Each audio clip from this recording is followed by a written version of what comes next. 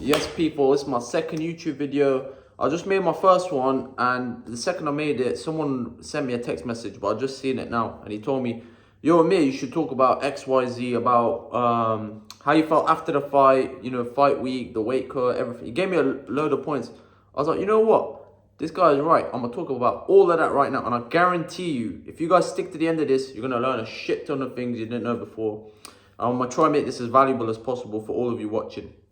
Yo, I just see my hand fucking look swollen and that. Yeah, my hand, I thought it was broken, but it's not broken. It's just super swollen, this one from my last fight. And yeah, we'll get straight into it. So basically, there's this thing, people call it post-fight come down. Like, they're like, oh, after a fight, you have like a fight week come down. You have like a depression, so on. So after a fight. Now, me, I'll be honest, I'm the complete opposite of this. And I'll explain why. Like, even Tyson Fury, you guys have seen Tyson Fury. Obviously, everyone knows who he is. Like, after his fight, or after he became world champion or whatever, he entered like a clinical depression. And he's like telling everyone, oh, if I entered that depression, this can happen to any of you. And I'll explain to you guys why that happens. So why this depression or this post-fight week come down happens, and why it never will affect me, is because depression happens the second you stop progressing. So the second Tyson Fury became fucking, what was it, world champion? I don't know what he was. He beat somebody and then he entered a depression. Basically, there was no more levels to climb. There was nowhere else to progress. So that's why he entered depression. So there's fuck all else to do. And other fighters talk about, fight after the fight on fight week, you have like a come down. Now, I never have this, and I'll tell you why. Because after my fight, and this isn't an act, this isn't me trying to force it to be someone I'm not. It's just naturally who I've been, even since the amateurs. I swear to God, after my fight, I'll be straight back in the gym looking forward to the next thing. Because back then, as an amateur, my mindset was, I was thinking like Lemonchenko. I was like, yo, these guys have had like 300, 200 fights. As an amateur, I'm only on fight number 13. So I was like, fuck that fight, I don't care. And I was winning these, by the way. I was just straight back in the gym. Same night sometimes, I swear to God. So I live in the UK, we have like 24-hour gyms. And sometimes straight after the fucking fight, we'd drive all the way back to Coventry, me and my coaches. I'd thank them and everything. I'd try to pay their petrol, but they're nice guys. They'd be like, nah, mate, don't do that, blah, blah, blah. And yeah, I'll be straight back in the gym. I'll be like, drop me in town, I'm going gym. They're like, you going gym? I was like, yeah. They're like, yo, it's like 12 a.m. Are you fucking crazy? I was like, nah, man. Like, I'll be, basically fighting again soon. And sometimes I'd even have like 5 fights in a month, if you're in the championships and stuff. Now, what can you guys take away from this?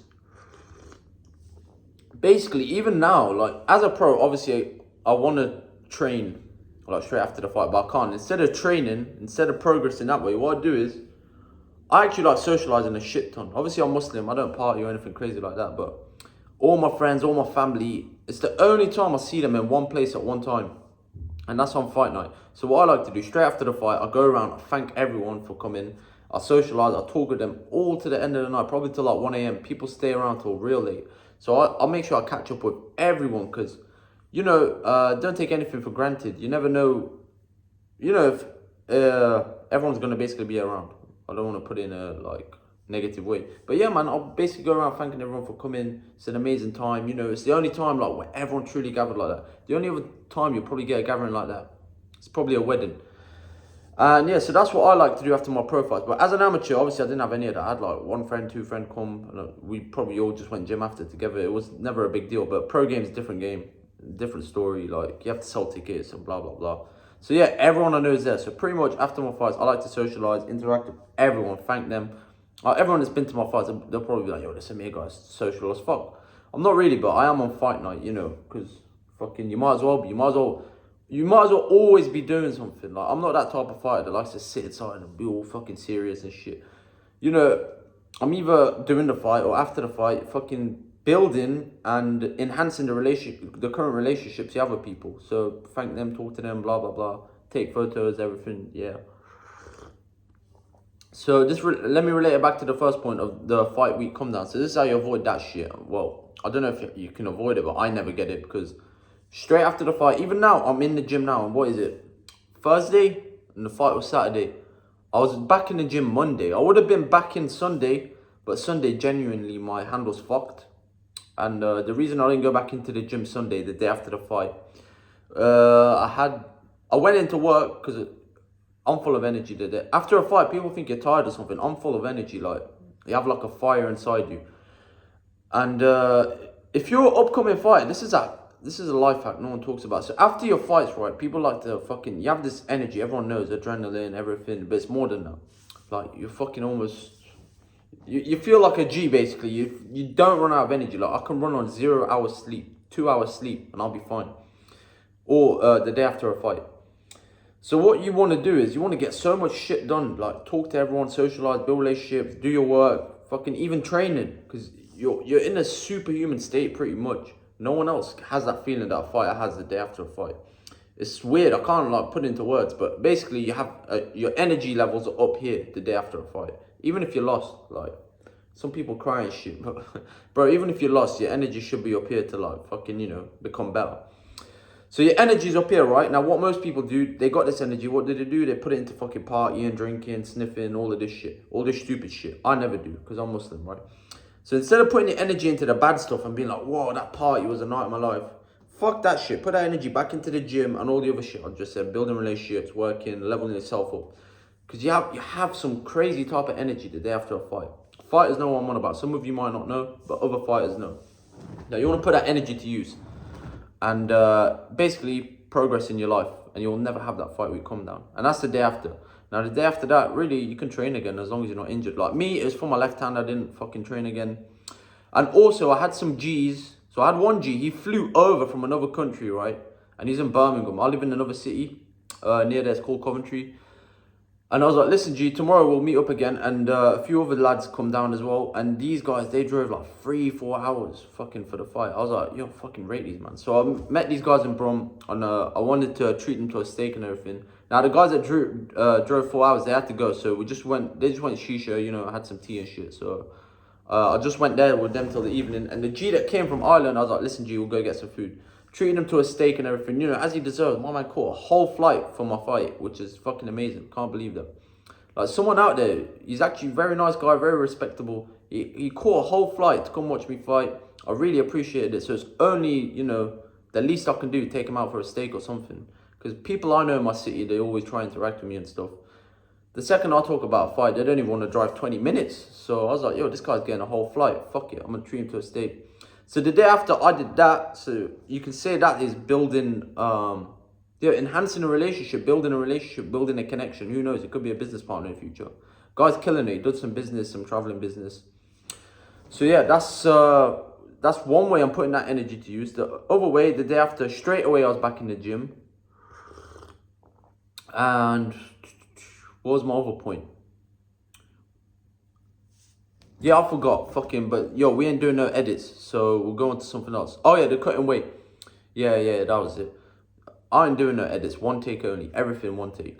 So the cutting weight, what this guy meant was, I put on my Telegram. So I have a free Telegram and I have a private group called Fight Club. That's where most of these people come to support me from, Fight Club. I'll put the links below. Fight Club, you get coached by me one-to-one. And you're welcome to train me anytime. I'm in the gym right now, private gym. I'll probably show you guys in another video. You don't really need to see that right now. But yeah, private gym. You guys are welcome to train me anytime you want, free, once you're a member of Fight Club. And yeah, this guy's seen it. He's like, yo, Amir, you're 79 kilos. So before the fight night before, I was 79 kilos before going to bed. And that's because I went to my family's house. My mom cooked some nice food. I was like, yo, like, your family ain't around forever, bro. And some people out there are starving. I looked at that food. That shit was delicious. I was like, it's a sin to not eat this. So I ate that shit. And I'm Kurdish. It's something called brinjal fasulya. It's beans. It's fucking... When you're basically starving and you see the slightest amount of carbs, you want to attack that shit. So yeah, I went straight for it. I was like, fuck it. I'm carbing up before this fight. Because really, you want to carb up anyway. Because you want to be strong before a fight. You don't want to be starving and skinny. Because at the minute, I'm doing same day weigh-ins. So we weigh in the same day, we fight the same day. Now, this is where shit went fucked up. So I weighed myself. I ate a bit of beans, a bit of fucking rice. Not as much as I thought. I weighed myself. I was 79 kilos. I was like, what? So yeah, the next day, I'm meant to be 74. Bang on. Maximum 74. So I thought, shit, what's the worst going to happen? Like, because my opponent, I had to fly him out as well. Some of you don't know. I had to fly him from Slovenia. Shit was expensive. And his coach. So I had to fly him and I think it was his manager, his coach. No, it was his manager. Yeah, I had to fly him and his manager over, pay for their flights out of the ticket money, which is fucking expensive. So I was like, fuck it, I'm already flying this guy over. Like, he's not gonna fly over here and then be like, I'm not fighting if I'm too heavy. So I woke up the next morning, I weighed myself, praying, you know, I'm somewhat light or the weighing scale's wrong. I was 76, so I was 76 kilos. I was like, fuck. So what this meant was the weigh-in's at 5 p.m. I weighed in the morning 76. I was like, right, I'm not having a drop of water or food or anything until 5 p.m. After 5 p.m. I'll rehydrate. So it came to 5 p.m. Just had a coffee like this. So, you know, coffee empties your bowels and stuff. A little tiny bit. And 5 p.m. came. So I went from being sunk and dry. And this ain't a healthy way to cut weight. I'm not telling you to do this at all. If you're trying to lose weight, get in shape, I'll show you that inside Fight Club. That's a completely different way. I also have ebooks, everything. They're all free. Fight Club's paid though. But yeah, this ain't a healthy way to cut weight. This is the way fighters cut weight. So I didn't have a drop of water. 5 p.m. came around, weighed in. I was 74.8. I don't know how. So 1.2 kilo lost throughout the day. And I was 79 the night before. So yeah, 5 p.m. came, weighed in, bam, done that, and I went straight to drinking like this much water, bro. I had like a 5-liter bottle, but I probably had about 3 liters of it. So from nothing to 3 liters, chugged it down. Had so much banana, so much dates. Bananas and dates were my only carbs. I had all that, and then straight away, man, I had like, not straight away, I basically had diarrhea, man. Shit gave me a funny stomach, long story short, don't have to get into it. Just in and out of the toilet like 3-4 times. Basically, all the water I was drinking, even though I had electrolytes, my body wasn't like retaining it. It was just fucking coming straight out of me. So it was pretty much a dehydrated state. My body couldn't like carry all that water. So even when I was warming up, I had a funny stomach and everything. And I wasn't fully fueled up how I should have been. So yeah, that really put me off. Fucking, and you know, you guys always see these MMA fights, like people shit themselves, like in these MMA fights. I don't blame them, bro. I used to laugh at them. I used to be like, how can this guy shit himself? What's he eating? Why are you eating like shit food? It's not the food, it's the dehydration and then the rehydration. That shit fucks your stomach up, man. I didn't know until I did it. And yeah, I was just a couple mistakes of shitting myself in that ring, to be completely honest with you. So hats off to these MMA fighters, man, that I've always seen it, you know, they shit themselves in the ring. I used to find it quite funny.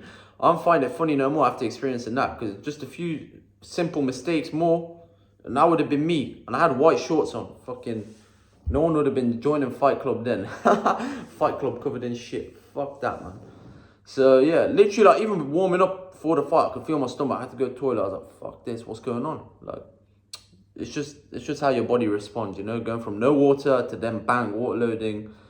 So yeah, that's the weight cut side of things. So if you're an upcoming fighter and you're cutting weight, don't cut weight like that, ever, if it's same day weigh-in. If it's same day weigh-in, just fight your natural weight, which I do anyway, but stay away from your family's house, your mum's food and everything the night before as well. Be too tempting.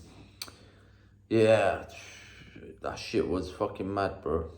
So how you gonna lose like 5 kilos overnight without dehydrating yourself? Impossible.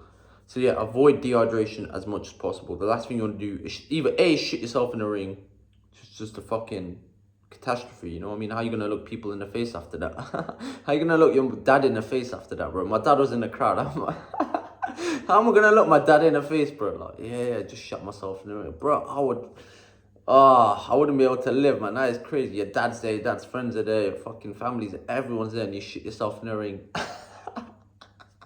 No coming back from that, man. There is no coming back from that. So yeah, do not dehydrate yourself. So that's the worst case scenario, you shit yourself in the ring.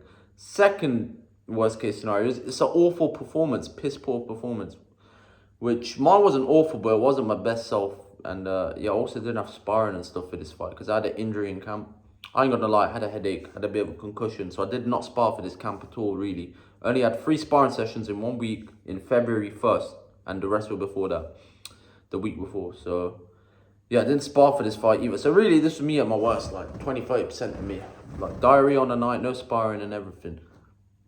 So yeah, that's a bit more insight to the fight that people don't know about. And when I say I had a headache, bro, like it was a mad headache. I wasn't gonna take the fight, but my manager was like, nah, you're taking this fight, you're taking this fight. So I was like, fuck it, look, I'll take the fight. What's the worst that's gonna happen? Because as you guys know, I'm all about action. I always think, what's the worst that's gonna happen? Same thing with this video. The guy gave me a few suggestions. I was like, fuck it, let me make the video quickly before I go on TV, and I'll post it. What's the worst that's gonna happen? Oh, when I mean TV, I mean I'm Kurdish, right? And this Kurdish channel reached out to me. It's called NRT. I'm basically going live on it in about half an hour. Yeah, so I'll see how that shit goes. That's why I'm here. And yeah, it's a bit funny, man, because I can speak Kurdish, I can speak my own language, but these guys, they asking questions really formal. Like, I can't understand it. So last time we went a bit pear-shaped, but let's see how it goes this time. I'm going to be live on TV, man. Everyone in my home country is going to see me talk about this boxing, so I'm excited for that. See how that goes. Hopefully that goes well. But yeah, any other ideas you guys got, comment it below. I'll make sure to make any video on it, give you as much like value as I can. If you're upcoming boxer yourself, take notes from these, from the calm down, from the weight cuts, from all of that. Avoid all that bullshit, and you'll level yourself up, and you'll avoid future mistakes yourself in your fight career. And yeah, click the free Telegram in the description below.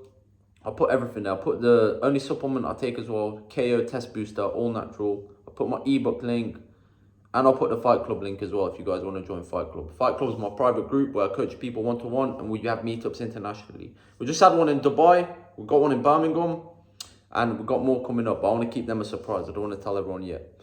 Yeah, let's go. Hope you guys like the video.